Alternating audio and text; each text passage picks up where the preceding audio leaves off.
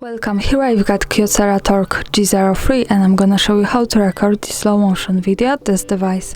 So let's start by tapping on the camera button to open it, and for now we are in the standard photo mode. From here let's go to the left corner to this button. When we tap on it, we get access to more options about the camera we can manage. Now let's move here to the right to mode. So here we can change the modes of this camera. One of this is the slow motion, and let's tap on this. Here we are. Now we can record this kind of video by using this button here at the center. So let me start recording to show you how it works.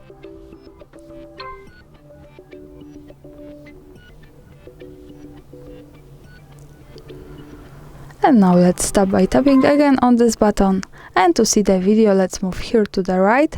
So by tapping on this one we get quick access to the gallery, and now we can play by tapping on the center. And this is how the slow motion video looks like at this device. Thanks for watching, subscribe our channel and leave the thumbs up.